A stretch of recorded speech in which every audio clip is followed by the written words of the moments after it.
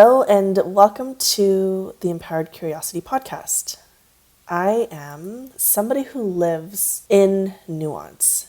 And so because of that, I very rarely say things like always or never. And I don't know if I've ever claimed a universal truth, but I'm about to break that rule now because I've had enough experience mentoring entrepreneurs and also myself as somebody who has been an entrepreneur since 2007. I believe that every entrepreneur is going to come up against some sort of challenge or block around money at some point in their journey. And the thing with money blocks is that they can be a little bit tricky at times. Because money is a concept that we have created as humans, we have a tendency to project onto money concepts like belonging and trust and love and scarcity and abundance.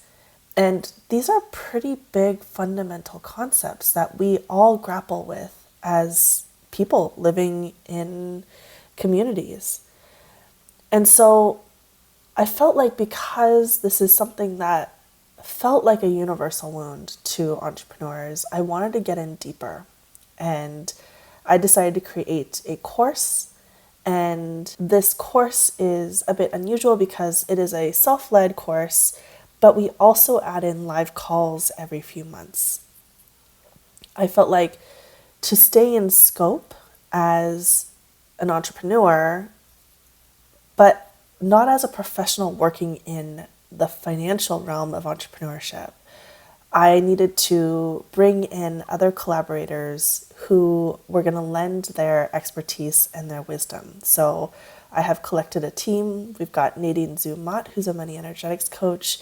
We've got Beth Gummery, who is an accountant with decades of experience. We've got Tiffany Jones, who is a operations mentor, and we've got Misa Bacon, who also happens to be the guest for this week's episode, and Misa is a bookkeeping expert. In this course, we're going to go through the energetics of money, and so I talk about where these stories around money might be coming from. We talk about how to untangle your beliefs around money. We go into how to find nervous system regulation around money. And then Nadine takes the baton and she layers in her beautiful knowledge and wisdom about archetypes. So she makes working with money wounds really accessible because when you frame your behaviors as a part of you, rather than something that is a definition of you, we have the ability to bring a bit more fun into it. We have the ability to have a bit more distance and understanding and compassion around those behaviors. And then we bridge the gap between the yin, which is all about that energetic alignment, and we move into the yang aspect of setting your business up for success. So Beth and Tiffany are the co-founders of Kenza Collective, and they come in and talk about the 8 steps that every business owner needs to do in order to set their business up for success. And then Misa rounds out this collection of experts, and she goes into how to set up your books. And that can range from somebody who wants to DIY their books initially and needs a little bit of a guide, a mentor who's going to help them do that in a way that makes sense to their accountant or their tax preparer. Or she gives you enough information so that you can find somebody who's going to help you out with those books, but you're not going in blind. You have an understanding of what the intentions are around your books. You have a sense of what the basic organization is so that you can find somebody trustworthy. Honestly, this is the course that I wish I had had when I first started out my business, and I wish somebody had sat me down and talked to me about, okay, so these are the steps that I'm going to outline to help you really see your business from its birth phase all the way through any form of growth phase. And I wish I had had somebody who could sit down and do that with me and lend a compassionate ear to my own story around money, who could help me understand why I feel uncomfortable looking at my books or why I feel uncomfortable even setting up my business in the structured ways that it needs to be set up. And so this is why I have created Energetics of Money. Now, I recorded this episode because I wanted you to better understand Misa and get a sense of what she stands for, why I've asked her to collaborate with me on this course, because she's going to be a very familiar face if you join Energetics of Money. We are going to be co-hosting those live calls together, and you can look at the schedule of those live calls on energeticsofmoneycourse.com. This way you have two folks who can hold space for both the yin and the yang. So I'll be there to hold space for any of the feelings and the emotions that come up as you think about the finances of your business and how it relates to your relationship to resources. And then Misa is so experienced in this field, and she's going to be able to answer any sort of questions when it comes to the structure, the organization, and where you can direct your energy when it comes to making better business decisions. This is going to be a great episode for you if you are somebody who feels overwhelmed or activated when it comes to bookkeeping for your business and you really just want to make it simple and low stress. We make that accessible and digestible for you in this episode. And you're going to learn that bookkeeping is a common stressor for entrepreneurs, so you are not alone. And the reason for that is because all of our personal stories get tangled around money. There is a lack of basic understanding of bookkeeping just at its core. And so we really help you understand, what is bookkeeping all about? Why is it so important?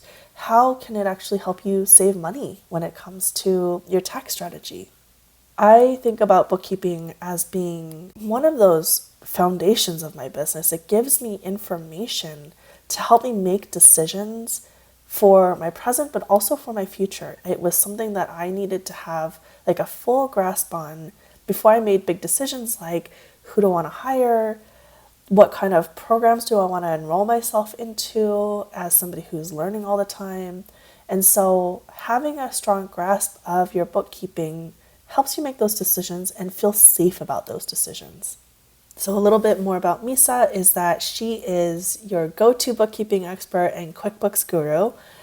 She's the founder and CEO of her own company, which is called Perfectly Kept Books, and she's made it her mission to help women get comfortable with their numbers so they feel empowered to make better business decisions. Misa knows that bookkeeping can be a real barrier to success, and she's passionate about removing that barrier by making bookkeeping easy and stress-free. So I'm so excited to share Misa with you. I hope that you take a listen to this episode, get a sense of why we love working together. I really do love and respect so much of what Misa's putting out there in the world, and I hope you get a sense of why I asked Misa specifically to collaborate with me out of all the other bookkeepers out there. And if our work feels in alignment for you, if it feels like it clarifies something just by listening to this episode, I really want to encourage you to go check out our course, energeticsofmoney.com, and we'd love to help you on that journey. Hi, Misa. I'm really, really excited to chat with you today. Hi, Kat. I'm so happy. I'm so happy to be here, and I'm happy that you invited me as well. Yeah. So I I mean, there's so many different places that I can go because bookkeeping is this space where people know they have to do it. There's a lot of insecurity around it. We're talking about money, and so it feels really scary for folks. There's so many feelings that get wrapped up with money, and so I think that the superpower that you have, honestly, is making money not feel so scary. And, you know, being fully upfront with listeners and, how Misa came into my life is because I had hired a bookkeeper. I've been doing my own books for a long time, And so I kind of know the ins and outs of bookkeeping and was just like ready to be like, okay, so this is a thing that's taking up a couple hours of my month, and I'd like to hire someone to do this for me. So I hired a bookkeeper. This was not Misa. Oh, oh, can I just, oh, I can feel that. I can yeah. definitely feel that.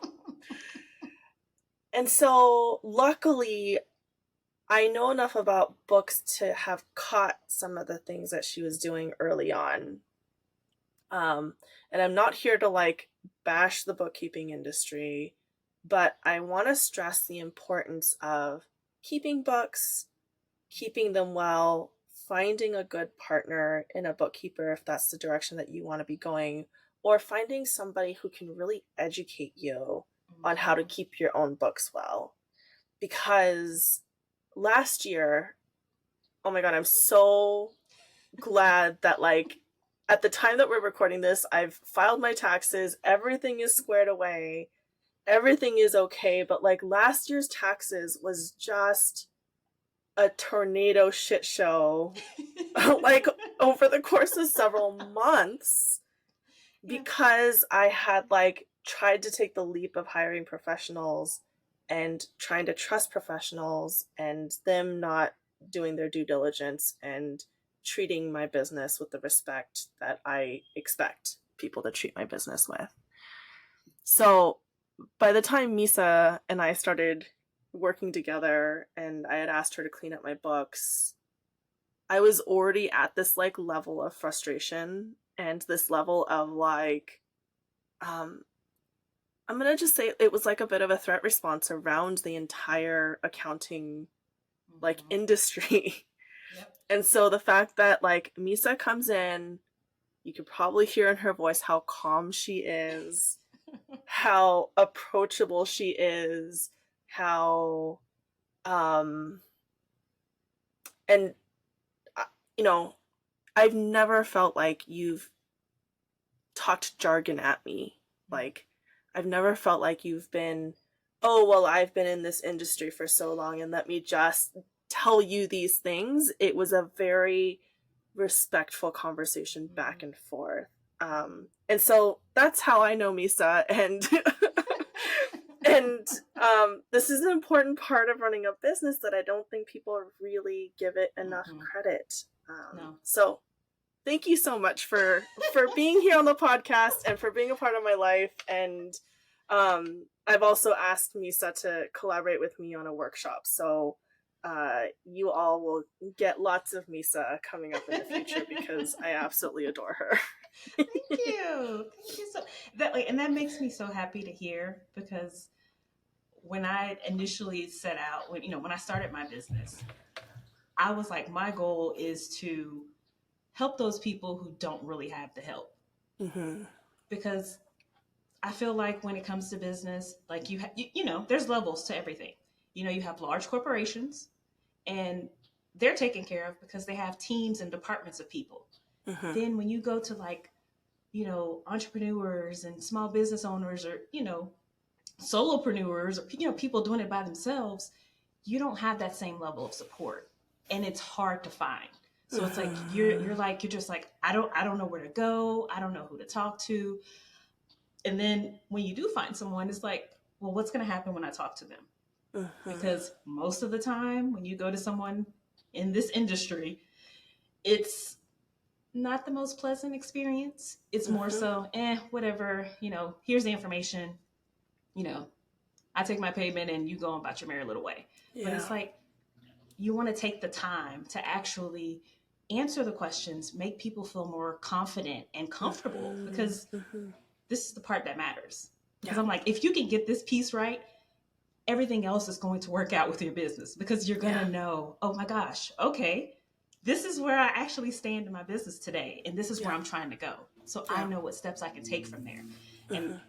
that's just what I try to stress is that it is important. Like it's not something to just be like, I'll do it, tax time.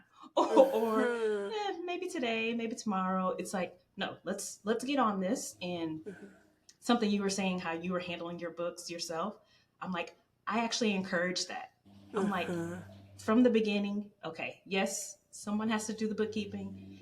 And I do think in the beginning, getting in there and understanding what's happening, Yeah. but getting that support early on too. So like getting Yeah. someone to say, okay, this is what you need to do. Do Yeah. you have any questions? Like when you see these things, what are you looking at? So then when you do get to the point where you're like, okay, let's hand this off. Like you were able to catch things, which is good, Mm-hmm. but most people Mm-hmm. don't. Because Yeah. I've had plenty of people come to me and they're just like, well, yeah, I had a bookkeeper. And I'm just like, hmm. hmm. Yeah. Because I go into their books and I see things and I'm like, Yeah. this isn't right. Yeah. Like, Yeah. what was happening?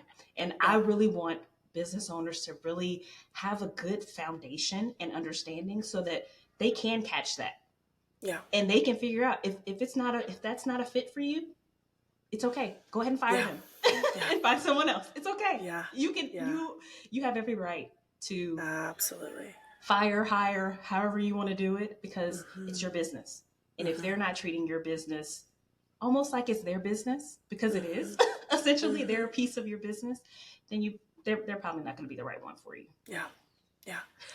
And this is one of the things that I really love about the place in the market that you've placed yourself, which is focused around education. And so I feel so lucky in that when I started my acupuncture business back in 2011, I had a friend who's an accountant and she sat down with me and she spent, I think, 3 hours setting up my books, explaining everything down to like a really fine detail. I'd never opened up QuickBooks before in my life. Mm-hmm. And she was so generous. I just bought her dinner. um, but she like set everything up and helped me feel empowered to tackle my own books for the next several years. Mm-hmm.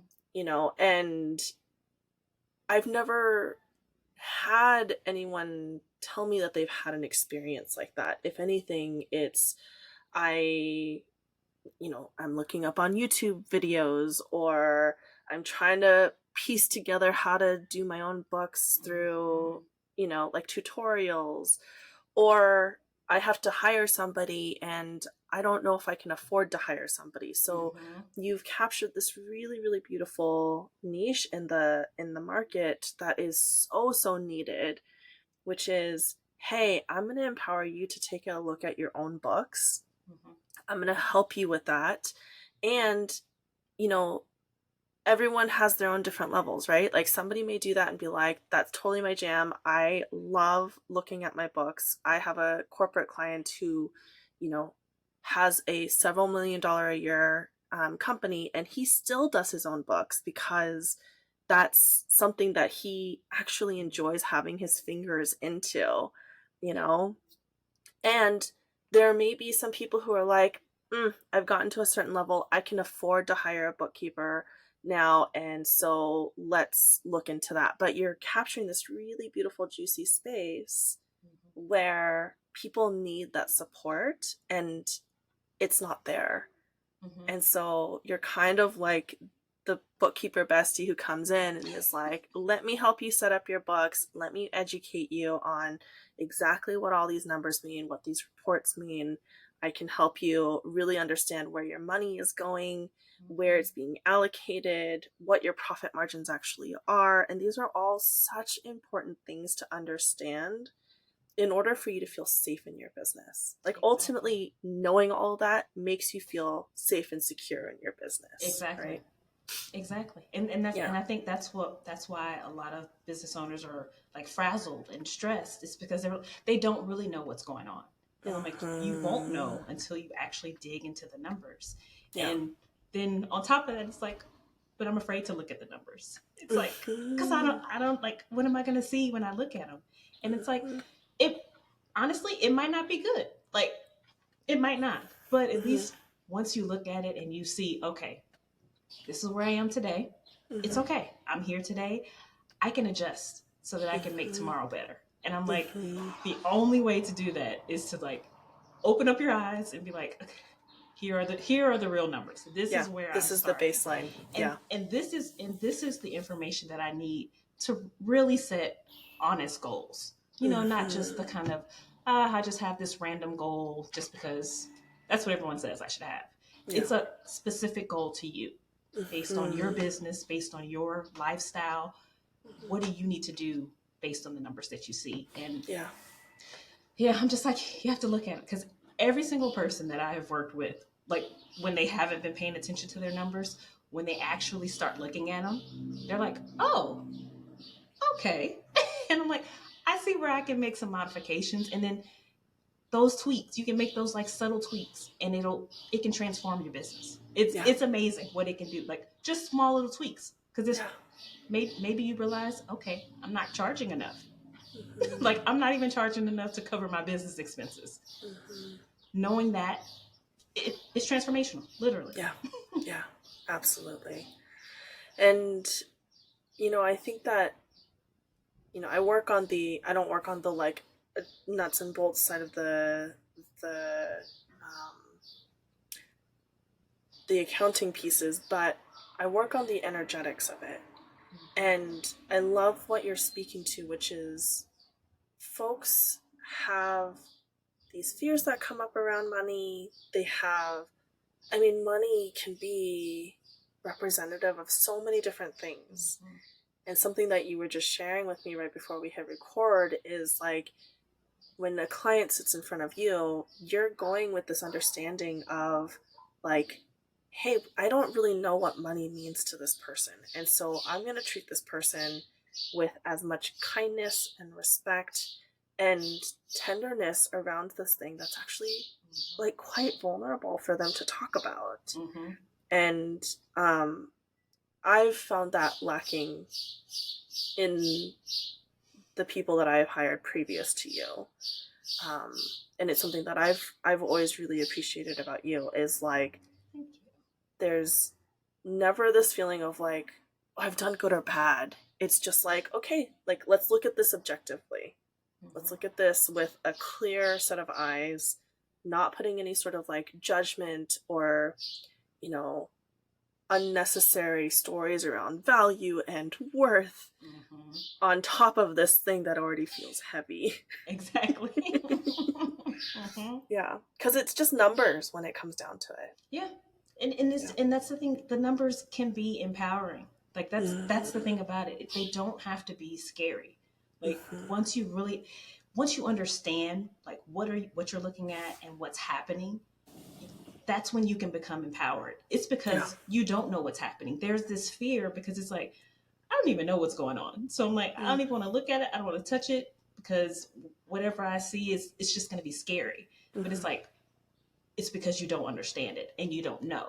But I'm like, once you know, like you can do whatever after that point. After that point, you can do whatever you want to do because now you actually understand and like you're better equipped as well.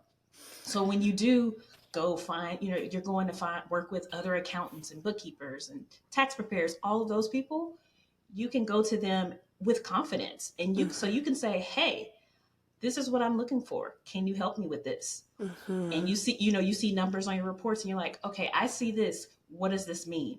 Mm-hmm. Or I think this means this. Can you further explain?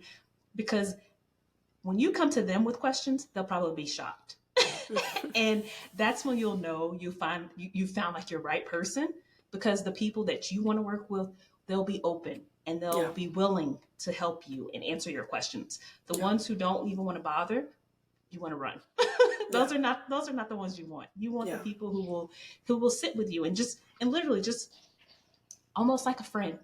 That's kind of like how I like to approach it. I'm like, you're my friend. I want to help you succeed, because when you succeed, that means that whatever you're doing, whatever business you're building, whatever you're doing in your life, that's going to help someone else succeed. So it's a chain reaction. And so I'm like, let's get everyone on board and let's everyone understand what's happening with the numbers, because that's really the most important. And I say it all the time. I'm like, it matters more than anything else that you do in your business. It doesn't matter what type of marketing you do. It doesn't matter what business coach you hire. Nothing else matters until you actually look at the numbers. Yeah. And then you can go from there. Yeah. Well, I feel called to name something because, you know, what you were talking about earlier in terms of like if you have this big corporation, you've got this like team. And in my community, I've got a lot of women who are starting out building their businesses or are trying to transition into like the next level of their business if they've had their business for a little while. So, women, um, also wanting to name that both of us are women of color. And Mm-hmm. to me, like, this is such an important moment Mm-hmm. in history of putting money into the hands of people who have not historically had access to money. Mm-hmm.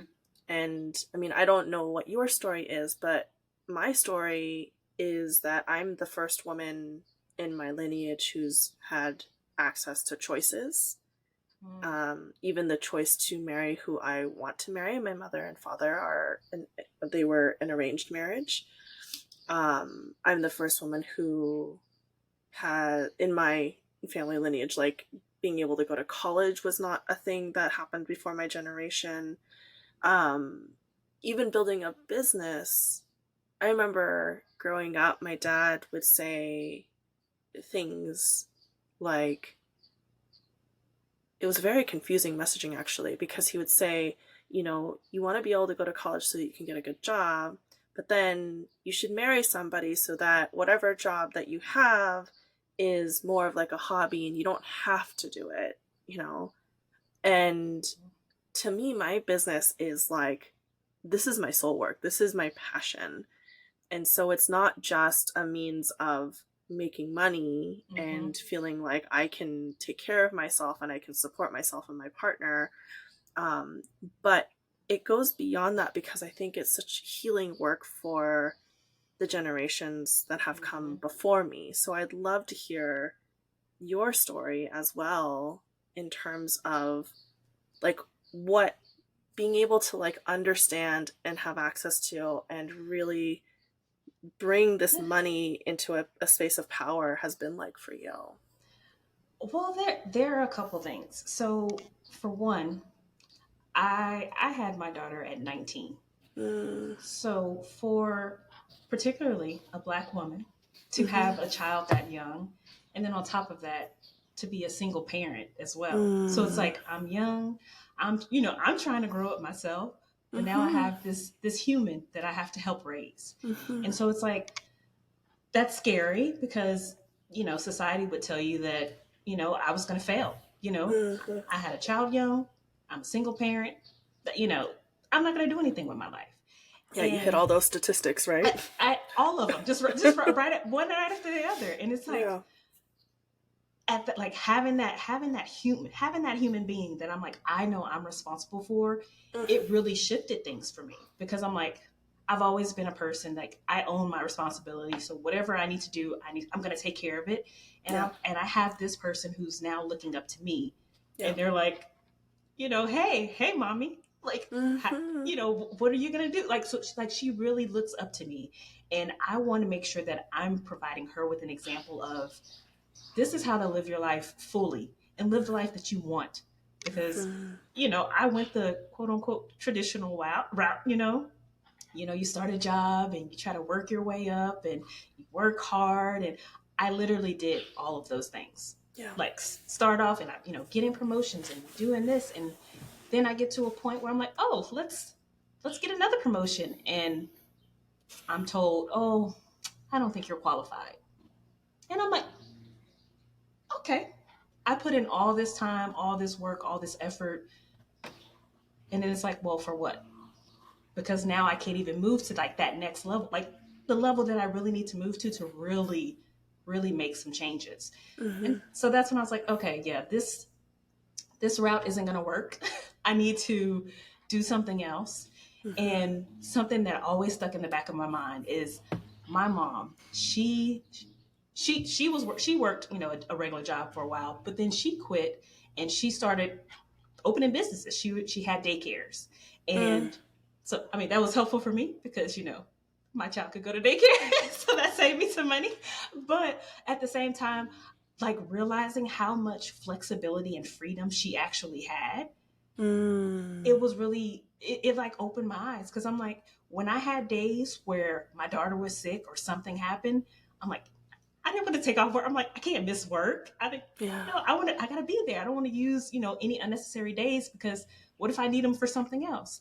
But my mom was always there to, oh, I can take her. I just, Mm-hmm. she can stay with me. And it was Mm. never an issue. And I was like, that's the type of like freedom and flexibility that I need. Because Mm.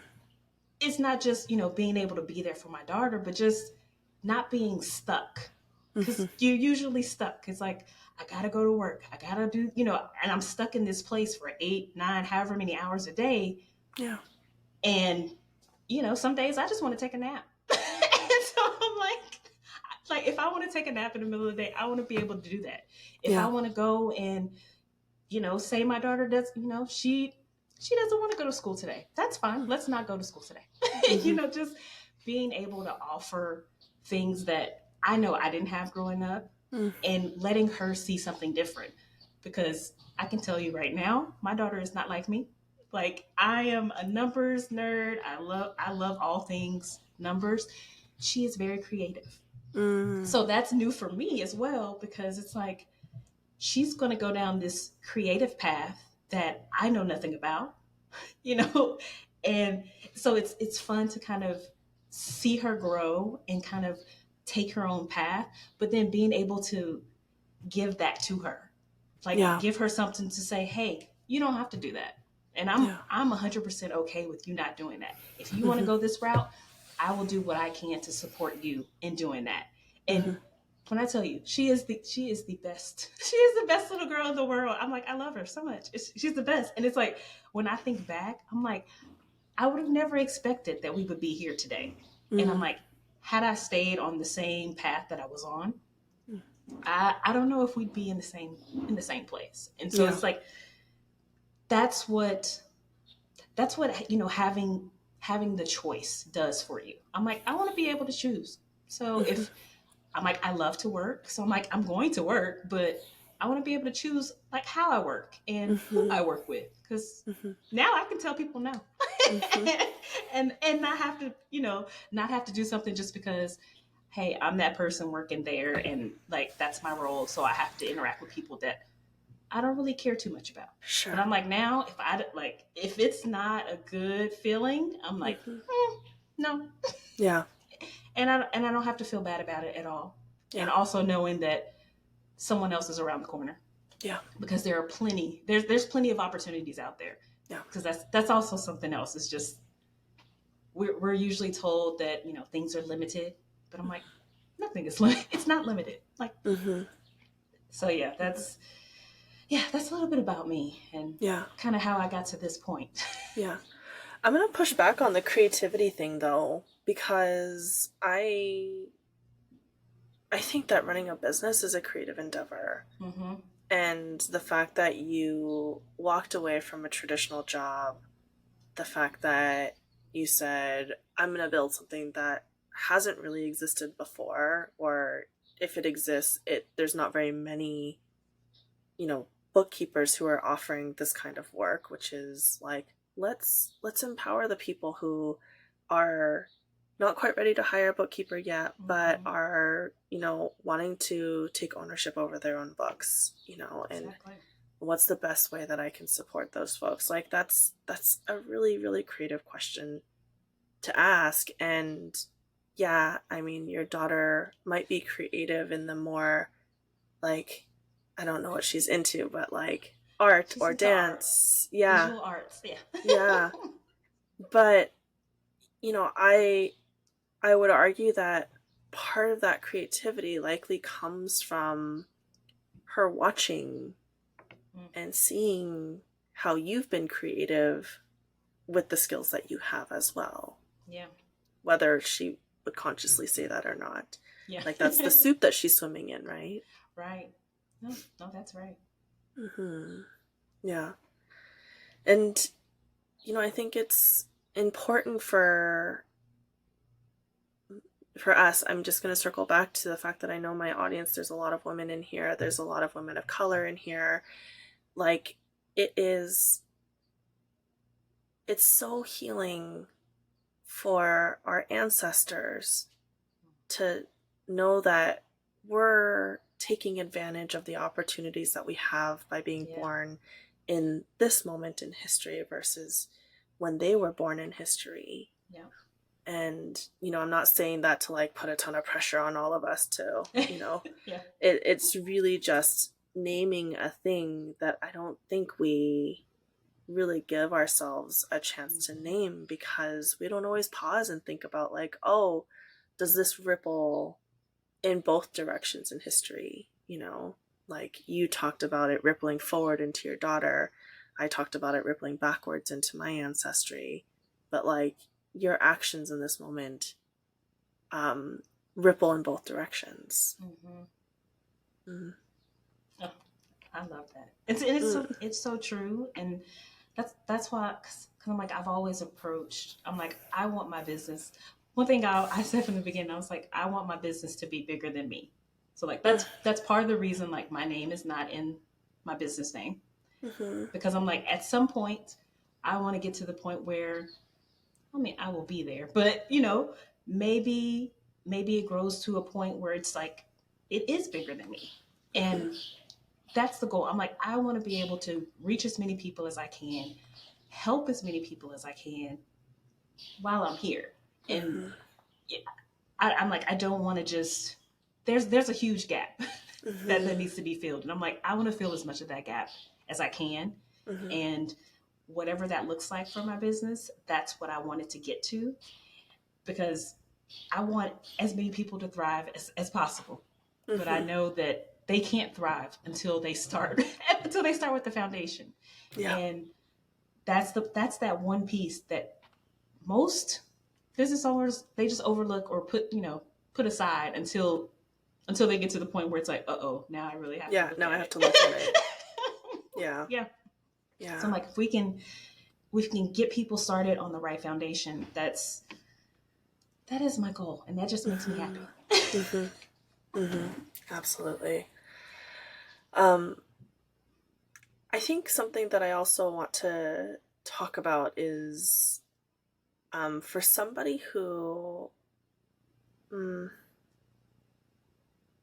might not know what to look for in a bookkeeper. Like, can we sort of talk through like qualities, questions you might want to ask, sort of like your own sort of internal like check-in when hiring somebody who's going to be looking at this really intimate part of your business? One of the first things I would go for is, how do they make you feel? Just in general, like you're having a conversation with them, like, how do they make you feel? Do they make you feel like, do you feel comfortable? Do you feel like, oh, I'm talking to someone who is like a friend? Or are they talking at you? Or are they just, not even really paying attention to what you're saying? They're just like, okay, let's try to get this sale and go on with the day. That's like one of the first things I like to tell people to do is, how do they make you feel? Because I'm like, if they make you feel icky, or they make you feel bad, they make you feel dumb, any of those negative feelings, that's definitely not the person for you. Because you should feel uplifted, and you should feel excited, and you should feel happy to talk to them, because although you're talking about money, it should still be fun. that's I'm like, it should still be fun. So that's like one of the first things I'm like, is, how do they make you feel? Yeah. I just want to take a pause right there, because that is one of the places that I ran astray in hiring an accountant this last year, is because,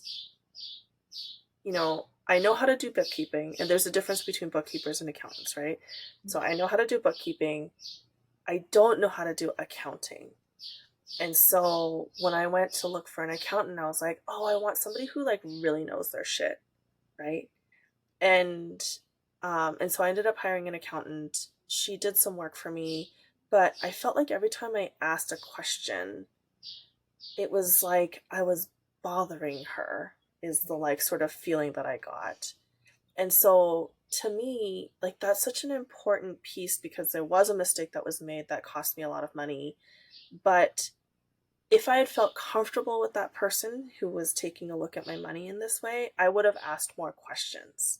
Mm-hmm. And so I think that this is why what you're speaking to is so important is it's not just about like, oh, I want like a bestie like Misa taking a look at my books because it makes me feel good. It's like when you feel insecure about something that you're seeing, you want to be able to have the trust and the like safety and security that your questions are going to be met in a way that doesn't make you feel like you're bothering this person, like you're going to be talked down to. And because ultimately, like, there needs to be accountability on both sides, you know?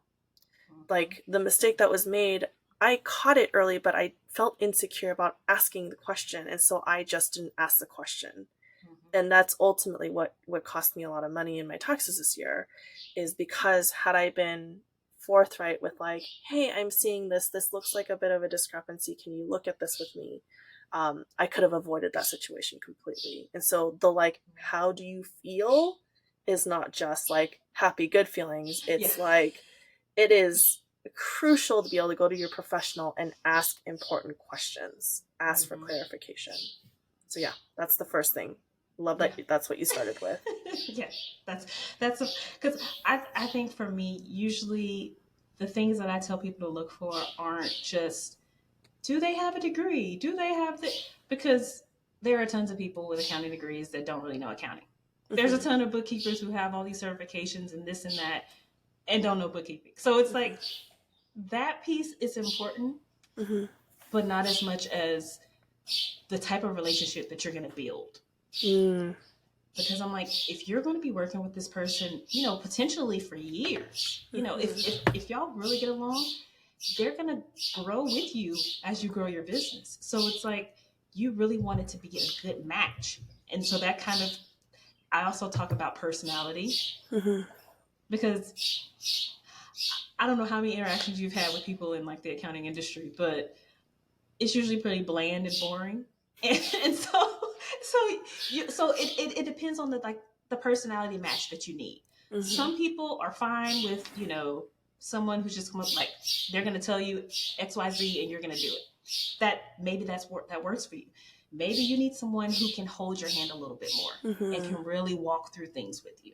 It kind of depends on you. So it's like, what is your personality and what is going to be your personality match when you're looking for that professional. So that's another big thing, because I'm like, it's not something you think of to be like, oh, let me go find someone who has a great personality. But I'm like, it matters, because this is someone that you're partnering with in your business, and someone you're probably going to be in communication with quite often. So at least once a month. At least once a month. So yeah. And then like the last thing I would suggest is, how do they communicate? There's two sides of it. How do they communicate, like just with you? Like, how is it? Is it in a way that you can accept it? And is it, you know, approachable? Like the communication is approachable. But then also like, what is the frequency of the communication? If you reach out to them, are they going to respond?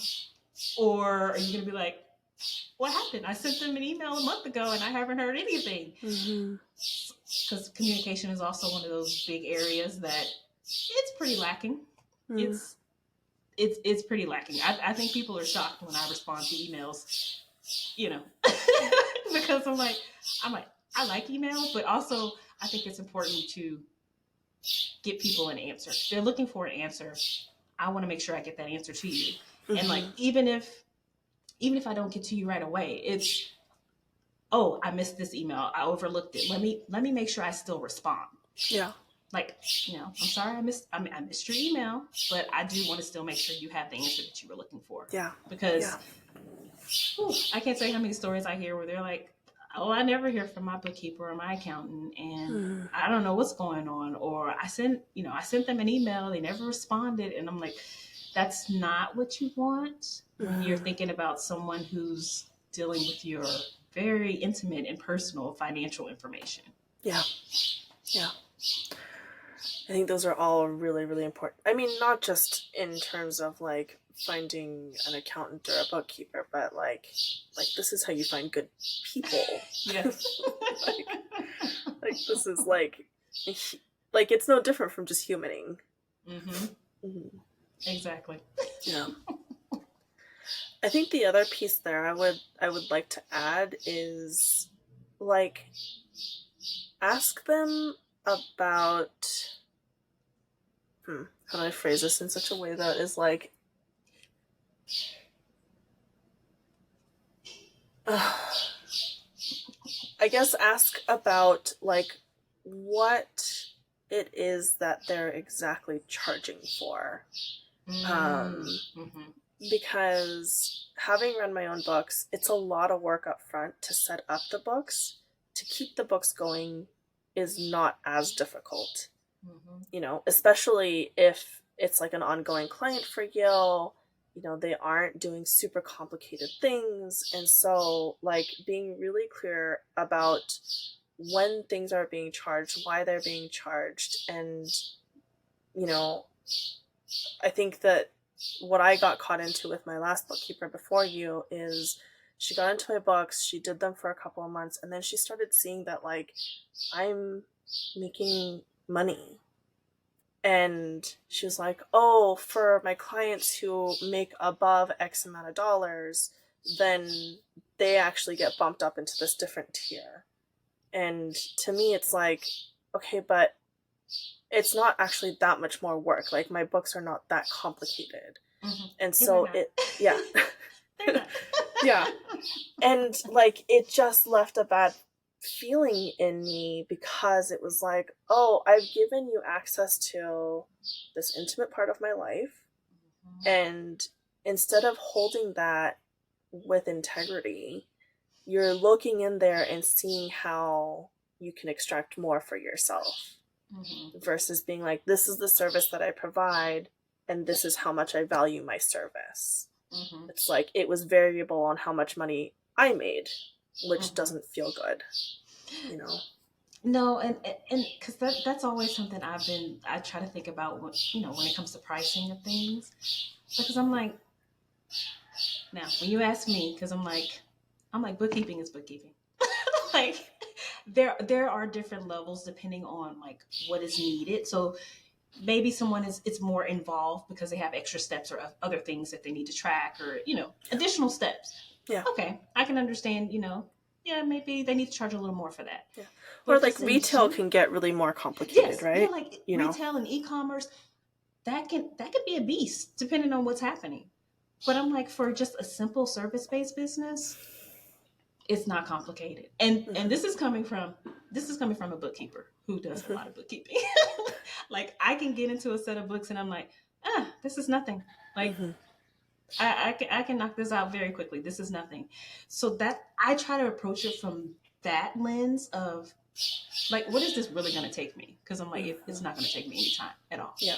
And not just, oh, I see you're making a whole lot of money, and I'm Mm-hmm. just going to charge you because you're making a whole lot of money. And I'm like, does it really matter? Yeah. I'm like, that's awesome. Like, that's awesome that they're making a lot of money. That doesn't mean that you should try to charge them more because they're earning more money. It just doesn't make sense because I'm like, Yeah. bookkeeping at the very base level, it's consistent. It's the same. Like it doesn't really change. So that's my opinion. Is I'm like, I'm not just gonna be like, oh, let me just raise my rate because I see you're starting to earn more money. Mm-hmm. Because I'm like, at that point, if anything, I'm like, oh, I think it's time to add to your financial team. Mm-hmm. Let's see if we can pull, like, do you have a tax strategist? Do you have a CFO? That's the added cost. It shouldn't be, let's increase your bookkeeping rate. It should be, what can we add on top of that bookkeeper that you already have? Yeah. So that we can give you an even better financial picture to help you continue to grow your business. Yeah. That's my take on it. Yeah. And I think that if I like sort of rewind the tape back here a bit on my own timeline, even just talking about adding additional people onto your financial team can feel really intimidating. Mm-hmm. And it can feel like not quite sure where to start, all those things. And so this is going to be super basic for you, but like, can you walk us through like the difference between a bookkeeper versus an accountant versus a tax strategist? I'm happy to share like what it is that I do now, what you would recommend for people at different sort of points of their journey. Okay. So at the very beginning, a bookkeeper. So whether that's hiring one, whether you're your own bookkeeper, that's every business should have that. Like that's the very basic level. Yeah. Once you have your books in order, of course you need someone to file your taxes. So you should have a good tax preparer. So someone that can at least file your taxes for you. I don't recommend filing your own taxes, but if you feel comfortable enough, at least make sure you have, of course, have that guidance and support to make sure you're doing it correctly. Mm-hmm. But then that's at a base level. Having a good bookkeeper, having a good tax preparer, and make sure your taxes are correct. If you want to step it up a level, you can have like a tax strategist who is, yes, they might file your taxes, but they're going to help you. Because they're going to look at your whole financial picture.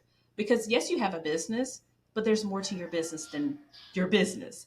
You Mm-hmm. have a life. You might have a spouse. You might have kids. You might have goals of giving away all your money. Like you might have things that you want to do, and they're going to help you by looking at the full financial picture so that you can make the necessary adjustments and plans to meet those goals. Mm-hmm. So that's something I always like to remind people is that no one can tell you, like when it comes to like tax advice, you can't just go with it Mm-hmm. because it's very dependent on the person and Yeah. what your individual situation is. Yeah. So when you get that tax strategist, they're going to look at your situation in particular and see the whole picture and say, okay, this is what we recommend to, of course, save you in taxes, but then also help you meet whatever your goals are for your Yeah. life and your Yeah. business. So Yeah. it's not just business, it's that whole picture.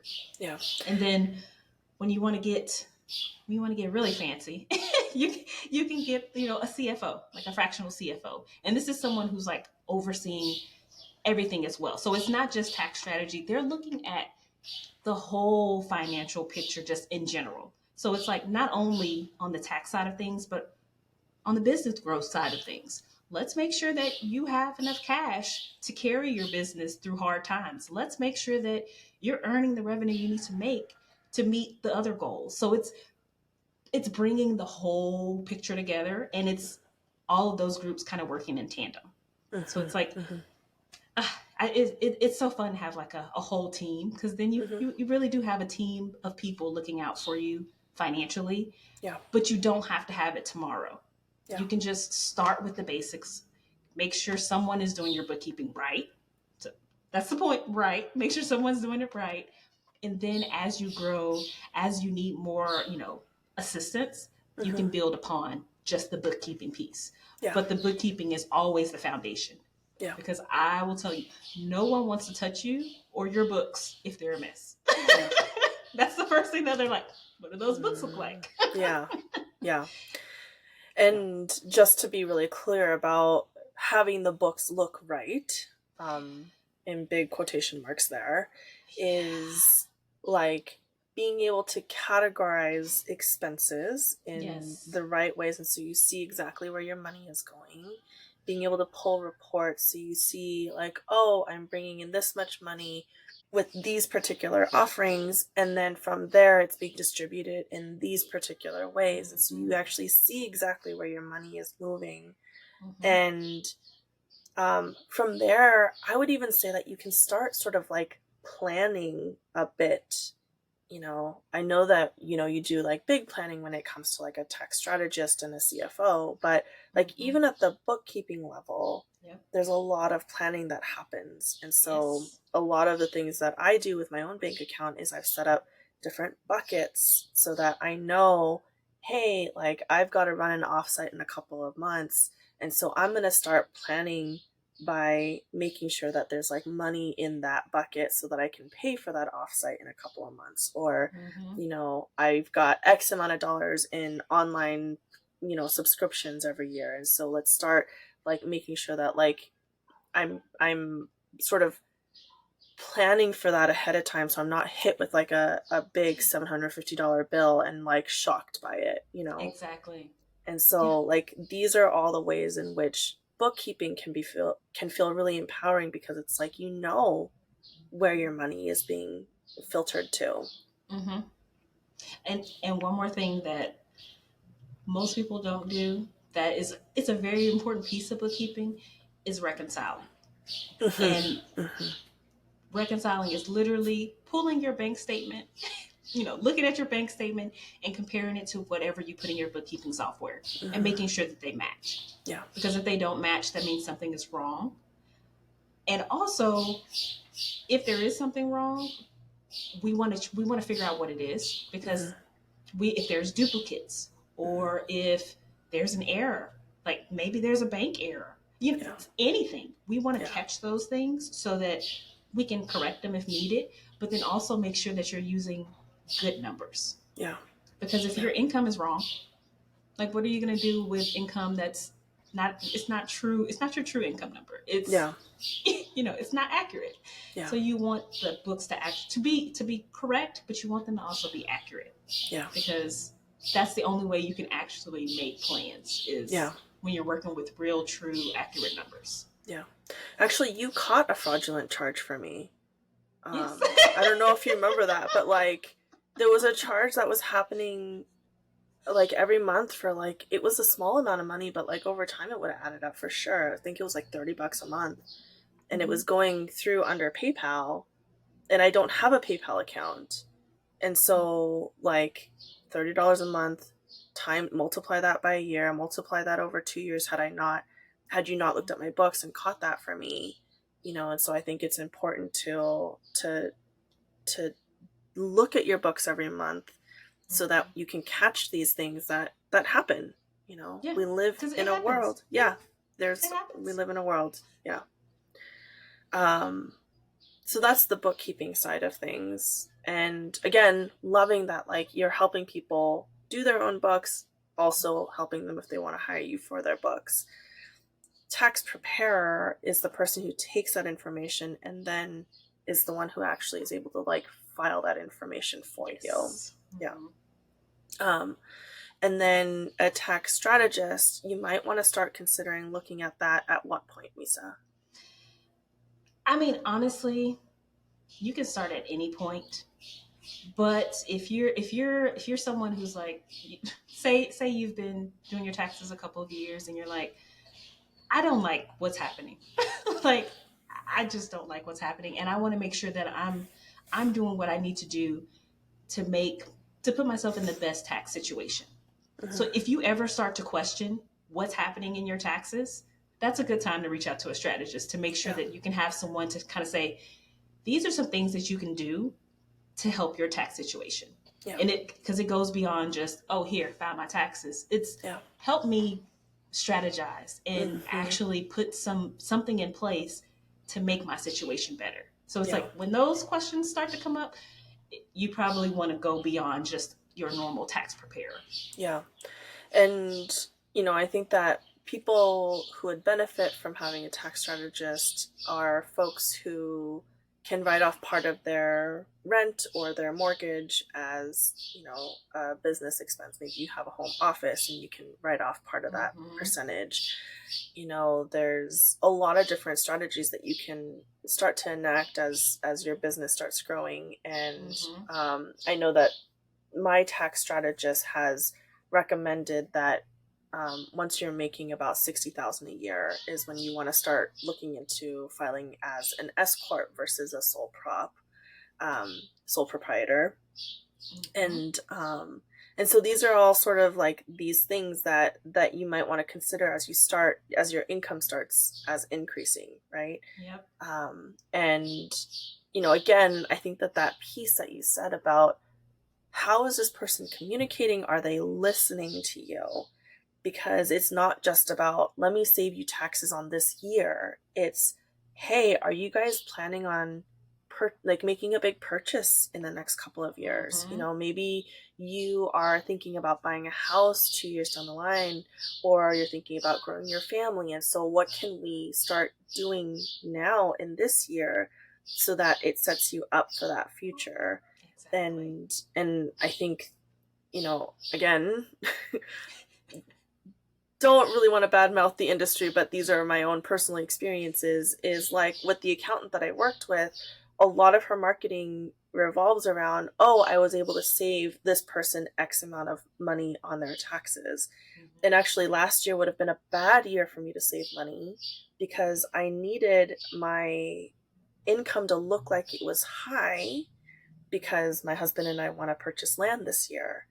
And so, like, had she listened to me and had like that year of oh, what are Kat's plans for the next year, I think she would have done the strategy differently. And so again, it's that piece around not just, hey, can I save you some money on your taxes, which I will gladly take, but this is the year I would have taken the hit, and I would have been glad to take the hit because I want to be able to qualify for some good mortgages this year, right? Exactly. And so I had to actually backtrack a lot of the work that accountant had to do or had done to make it so that I'm meeting my goals for this year. Exactly. And so again, that piece around the human connection, that listening, that am I meeting your needs instead of just putting my own needs on top of you, is such an important part of this industry that is not talked about. Exactly. It's a piece that's missing. It's because I think traditionally it's just been kind of like a paper pusher industry. It's like we have these things to do. We're gonna just get the clients in and push them out, and it's let's get as much as we can. And there's a shift now.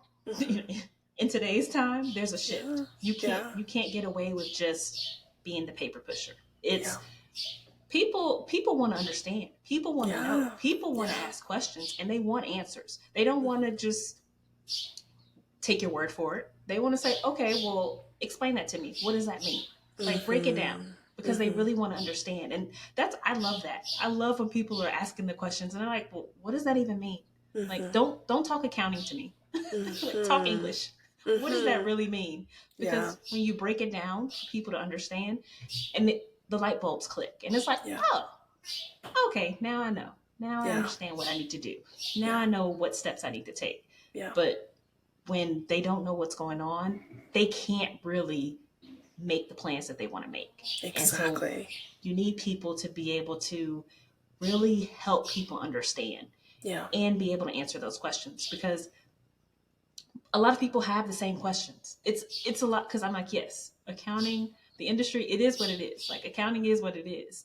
But to help each individual person understand, it takes some effort, because not everyone can accept information a certain way. Maybe you have to present it differently. And that's the thing that is really, really missing, that I'm trying to help help fill that gap, because I always keep that in the back of my mind. I'm like, I know how I like to learn things. I know how I like to do things. But then I'm also like, well, how does Kat like to do things? Or what is it going to work better for her? Does she need something visual? Does she need me to explain it? Do we need to kind of show an example? Just figuring out what ways work best so that information, it's going to click. Because that's what matters. The information needs to click at some point. I would also even add in there that it's not just about like learning styles. I'll say that, for me, I've come into business with a lot of blocks around money. And I'd go through periods of time where I'd like obsessively look at my bank accounts. And then I'd go through periods of time where I was like, fuck it, I don't want to. I'm scared. I don't want to look at them. Right. And so sometimes that like inability to absorb information has nothing to do with how you, Misa, are presenting that information. Sometimes it's about this like trauma response actually that people have around money, which is where I love working in that space. It's like, okay, so like let's start asking questions so that you can look at what this relationship you have with money, what it's all about. Like, let's dig into it and be like, oh, are you actually hearing a disapproving parent's voice when you look at your bank statements? Are you looking at your bank statements and hearing this like should voice from society? There's so many voices, it gets so crowded, and it's really hard to just hear the professional who's trying bravely and in their best. They're doing their due diligence and trying to like present information to you. So as a practitioner, it's important to do your side of the work as well, which is, hey, can I work through some of these money blocks that are coming up because I'm feeling triggered every time I look at my bank statements, or I'm feeling triggered because I'm thinking about hiring a bookkeeper, and what does that even mean? And it's like we have to do our own work so that our professionals who come in, Misa can come in and say, okay, let me educate you on this, and then it becomes a digestible story, right? No, that is so true, because I love like psychology and how it ties around money. I remember reading a book. It's called Happy Money. I remember that book. I loved it because that's exactly what they were talking about how, things from our past and our experiences, how they really affect our relationship with money. And it's like when we can get that relationship with money in check, when we can get it together, everything changes. Because it's like we pick up, everything comes from our past, So it's like when we can really dissect all the things that have happened in our experiences and what has led us to where we are today, that's when we can have that shift.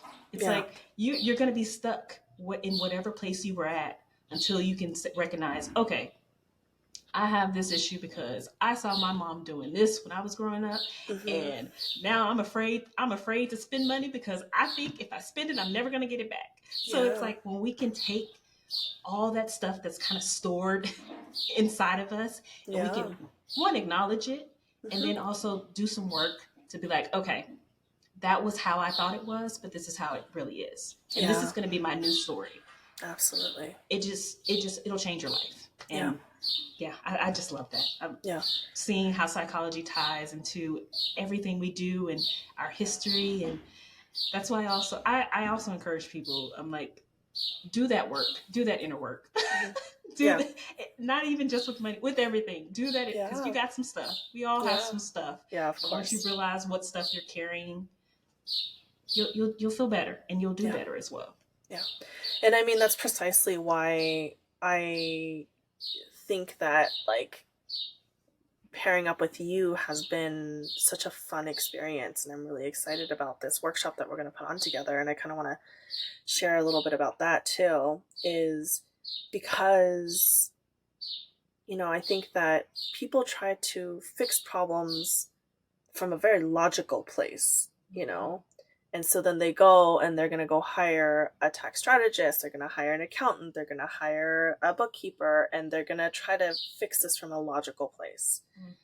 But it actually makes your job harder because they haven't done the work around the energetics of their money, and they haven't done the work around their belief systems, and they haven't done this like work around like, ooh, how am I storing that in my body actually? And so like when you and I play together, it's like you get both, right? Like I love playing in the realm of like, okay, like what's that belief and where does it live in your body, and how can we actually help you unclench and untangle from that story? And then you get to come in and be like, okay, it's very logical. These are the ways in which we can empower you with these tools, and the tools don't feel so scary anymore, Yes. And so like that's really what Energetics of Money, which is our workshop, is going to be all about. So there's going to be myself. I'm going to teach about belief systems around money. We've got Nadine, who teaches about the archetypes of money. And so, you mentioned somebody who's like, oh, my mom used to spend money in this way, and I'm scared if I spend money, then it's never going to come back to me. So I'm going to hoard money. Right. And so it's like, oh, that's your dictator archetype who's trying her best to survive. Right. Or someone like me, when I feel insecure, I tend to go into my fool archetype, which is like I spend money on things that I know I shouldn't, but there's something in me that's like, ooh, this gives me a modicum of control over my world. And so Mm-hmm. I'm going to go spend that money. Right. Mm-hmm. And so instead of looking at those pieces as like, why the fuck am I doing that? It's like, oh, let's talk through why that is a survival strategy for you and why that makes you feel safe. And so then we can then bring in, we've got Kenza Collective, who's going to teach you about the 8 things that you need to do to set up your business finances, right? So every entrepreneur needs to watch her lesson because it's something that like she just condenses all these pieces that you can try to like piecemeal together into like one presentation of like this is a step-by-step guide on everything that you need as a small business owner to make sure that you're setting yourself up for success. And then Misa comes in with her bookkeeping magic, which you've had a chance to like listen to her talk about. Um and so like that's kind of the overview of the workshop is you get both the like yin, which is like the energetics, you get the yang, which is the structure and the logic, and that is how we help people feel empowered in their businesses. Oh, I love that because that's exactly what I do. Just like personally, I'm exactly like that because I'm very logical. I'm a very Mm-hmm. logical, analytical person. But then at the same time, I'm like, hold on, that doesn't feel right. Yeah. What's going on? What's going And on? it's important to put those together because that's when you can really see change happen when you Yeah. bring the two worlds together. Yeah. Absolutely. And then beyond just the like the curriculum that I just explained is like the on-demand videos that you'll have access to. But because I don't really learn very well when it's just like, oh, let me just do this like self-led program. So Misa and I are going to be hosting live calls every quarter. So you can come in with all of your bookkeeping questions. You can come in with all of your questions around, energetic blocks around money. And we'll do some live coaching. We'll do some live calls where we can support you in whatever it is that you're going through in that moment. So that is the energetics of money. I don't even know what to call it. Like, is it a workshop? Is it a course? Is it life coaching? It's all those It's things. all those things. Yeah. And I don't know, like this is exactly why I asked you to help me with this. Is I was looking for a bookkeeper, and oh my god, like I feel like I went through like a shit show of financial issues last year. Not because I wasn't making money, but because like I got like hit with just the accounting industry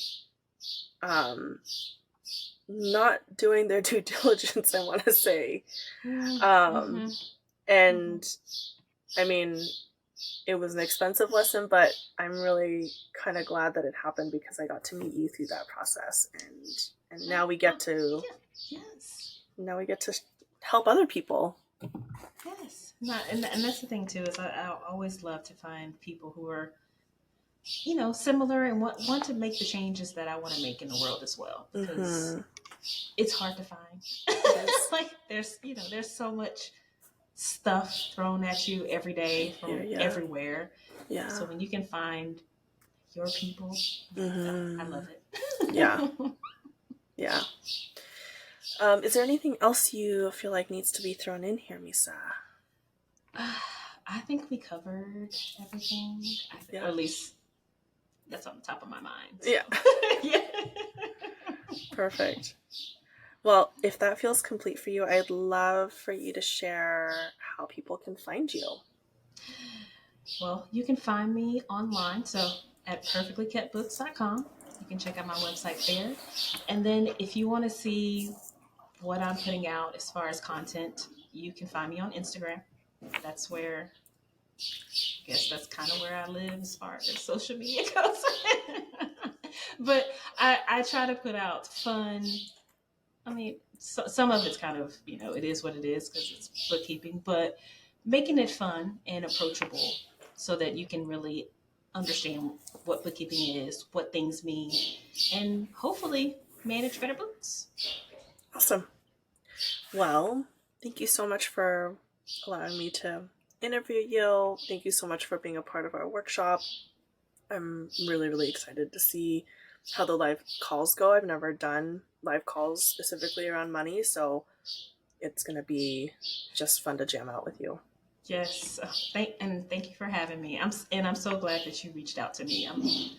This is like so exciting for me because it just because I think we talked about it. How I mentioned I was like I wanted to do something where like I could make myself accessible to people to ask questions, and then you were like, oh, we can do live calls, and I'm like, that Let's works. just do it. Let's just do it.